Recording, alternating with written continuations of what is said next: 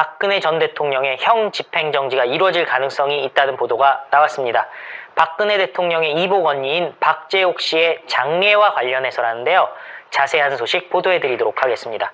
박근혜 전 대통령의 이복 언니인 박재옥 씨가 어제 별세했습니다. 향년 84세입니다. 고인은 박정희 대통령과 첫째 부인 김호남 여사 슬아의 동료로 박근혜 대통령과는 15살 터울이라고 하는데요. 고향 경북 구미에서 초중학교를 마치고 상경에서 동덕여고 동덕여대 가정학과를 졸업했다고 합니다. 고인은 고등학교 재학 시절 잠시 박정희 대통령 유경수 여사 일가와 함께 생활한 시간이 있지만 이후 가까이 교류해온 사이는 아닌 것으로 알려졌습니다. 일찌감치 결혼 후 분가해서 청와대 생활을 한 적이 없고 부친의 서거 후에도 서너 번의 추모식 등을 제외하면 일과 관련 공개 행사에 모습을 드러낸 적이 거의 없다고 합니다. 2004년 이복 동생인 박지만 씨의 결혼식에는 참석해서 눈길을 끈 바 있습니다. 박근혜 대통령의 언니이자 박정희 대통령의 숨겨진 장녀로서 스포트라이트는 받지 못했지만 동시에 형제 자매 중에서는 비교적 순탄한 생애를 보냈다고 할 수 있다고 하는데요. 고인은 1958년 박정희 당시 육군사단장의 전속 부관이었던 고 한병기 전 의원과 결혼했습니다. 한병기 전 의원은 장인인 박 전 대통령의 재임 기간 뉴욕 영사, 유엔 대표부 대사, 캐나다 대사 등 외교관으로 활동했습니다.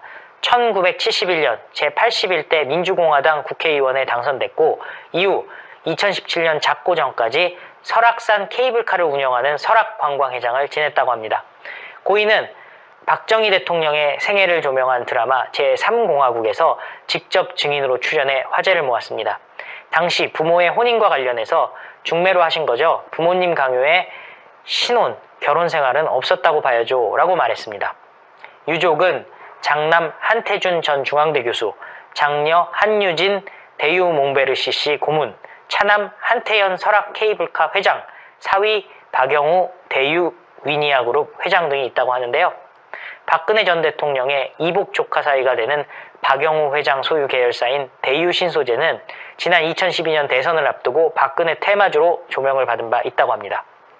중요한 것은 박근혜 대통령의 조문인데요. 박근혜 대통령의 조문 여부는 아직 미정이라고 합니다. 박근혜 대통령의 변호인은 오늘 오전 한 언론사와의 통화에서 박근혜 대통령은 아직 소식을 듣지 못했을 것이다 라면서 조문을 위한 귀휴 또는 형 집행정지 가능성에 대해서도 아직 연락을 받지 못해 답변할 수 없다고 말했습니다.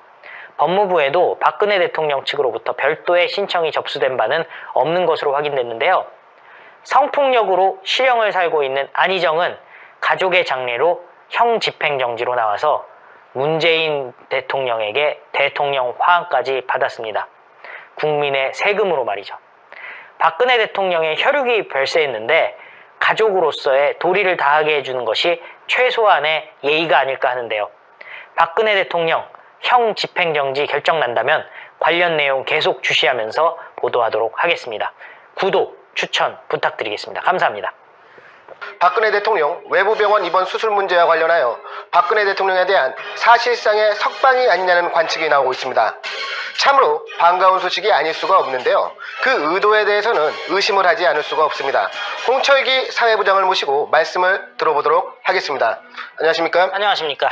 박근혜 대통령에 대한 외부병원 수술 문제, 이에 대해서 한번 소개 한번 해주시죠. 예, 지금 법무부가요 전격적으로 결정해서 보도가 나오고 있는 상황입니다.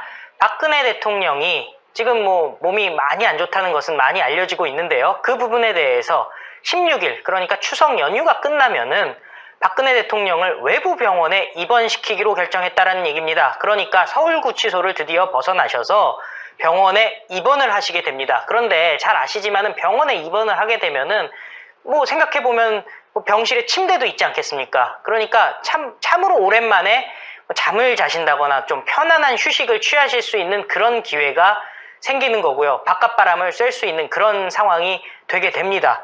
그런데 지금 이쪽에서 얘기하는 게 있어요. 법무부에서 얘기하는 게 그동안 서울구치소가 구치소 소속 의료진의 진료 및 외부 의사의 초빙 진료와 외부 병원 후송 진료 등을 통해서 박근혜 대통령의 치료에 최선을 다해왔다 이렇게 얘기를 하고 있습니다. 지금 보면요, 초빙 진료, 외부 의사도 데려왔고 외부 병원 후송도 했다 이런 식의 얘기를 했단 말이에요. 그리고 본인들이 최선을 다했다 이렇게 얘기를 하고 있습니다.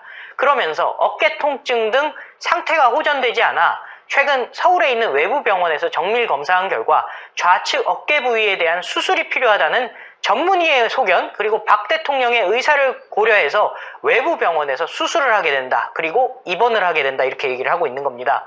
그런데 단순히 수술, 입원 여기서 끝나는 것이 아닙니다. 수술 후 박 전 대통령이 하루빨리 건강을 회복할 수 있도록 재활치료 및 외래 진료에 최선을 다할 방침이다. 무슨 말이냐면요, 수술이 끝나고 나서도 외래 진료에 최선을 다하겠다. 결국에는 뭐 사실상 병원을 외래 진료를 받기 위해서 방문을 할 수 있도록, 그죠? 진료를 받을 수 있도록 하겠다라는 얘기인데요. 이 정도 되면은 지금 도대체 그동안의 법무부라든지 무슨 진짜 문재인 정권에서 나올 법한 소리가 아닌 듯하게 정말 극진한 표현을 쓰고 있지 않겠습니까? 사실 그동안 문재인 정권의 법무부가 박근혜 대통령께서 지병으로 인해서 고통을 호소할 때에도 사실상 이를 무시하지 않았느냐 하고 많은 애국 시민들이 분노하지 않았겠습니까?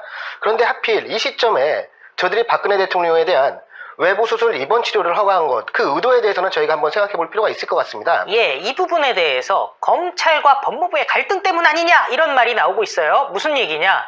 이틀 전에 검찰이 형집행정지를 불허한 바가 있습니다.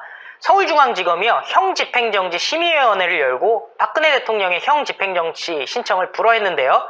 의료계, 법조계 등 외부 전문가가 참여해 심의한 결과 수용생활이 불가능한 상태가 아니다 이런 얘기를 했단 말이에요. 그러니까 지금 보면은 법무부는 이거 이렇게 되면 수용생활 불가능한 거예요, 수술 받으셔야 돼요 이런 얘기를 한 거죠.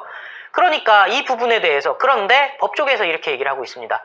지금 그 법무부에서는 형집행정지 결정이 검찰의 고유 권한이기 때문에 법무부가 관여할 사안이 아니다 이렇게 얘기를 하고 있는데요. 이런 얘기 왜 굳이 하느냐? 자연스럽지 않다. 검찰 간부도 이렇게 얘기해요. 권한도 없고 관여할 사안도 아니라면 법무부가 이런 말 따로 꺼낼 필요가 없지 않느냐.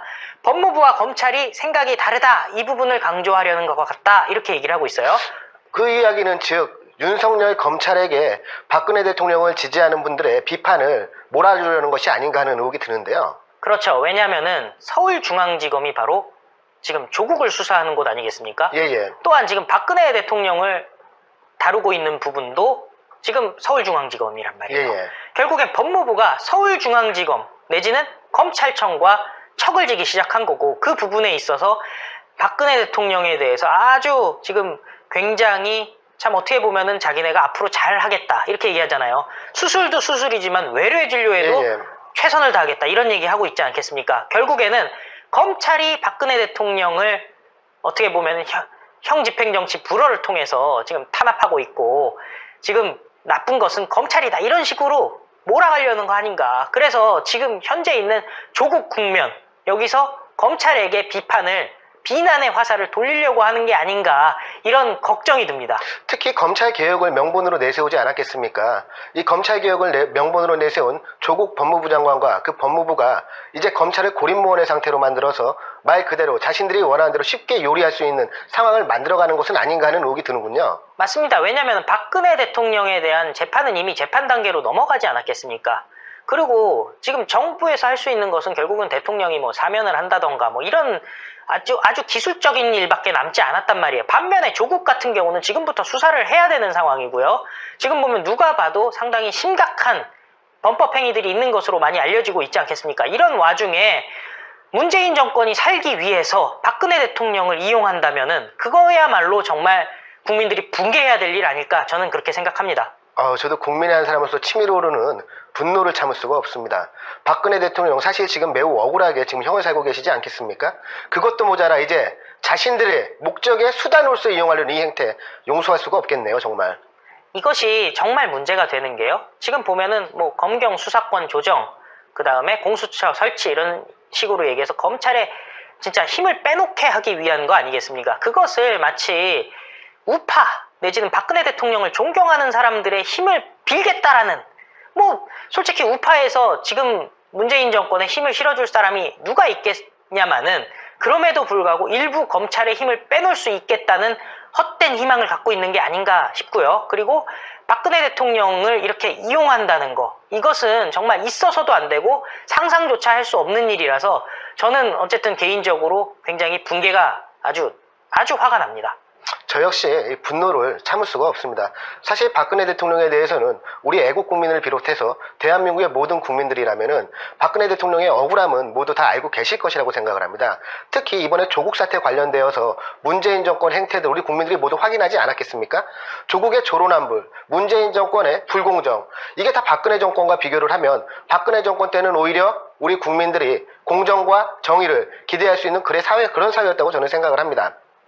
네. 예. 그런 면에서 좀 더 지켜봐야 되겠지만은 정말 법무부 그리고 청와대에 저희가 끝까지 의심해봐야 할 것 같습니다. 예, 오늘 말씀 감사합니다. 저들이 조국으로 인해 불거진 전국 돌파를 위해 그리고 검찰 장악을 위해 억울한 옥고를 치르고 있는 박근혜 대통령을 수단으로 이용하려는 것은 아닌가 의심이 듭니다. 저들이 감히 억울한 옥고를 치르고 있는 박근혜 대통령까지 이용하려는 것은 아닌가 의심이 듭니다. 이에 분노하지 않을 수가 없습니다. 또한 검찰의 비난의 화살을 돌림으로써 반문연대를 추진하고 있는 야권의 분열 역시 노리고 있는 것은 아닌가 하는 생각마저 듭니다. 기회의 공정, 과정의 평등, 결과의 정의는 우리 국민들에게 적용되지 않는 오직 저들에게만 적용되는 특혜가 되어버렸습니다. 당장 무고한 옥고를 치르고 계신 박근혜 대통령을 구출하는 것도 시급합니다. 하지만 나라를 바로 세우기 위해 문재인 정권을 심판하는 것 역시 시급합니다. 대한민국, 우리가 바로 세워야 합니다. 신의 한수, 구독과 추천, 알림과 응원 댓글 부탁드리며 이만 줄이도록 하겠습니다. 감사합니다.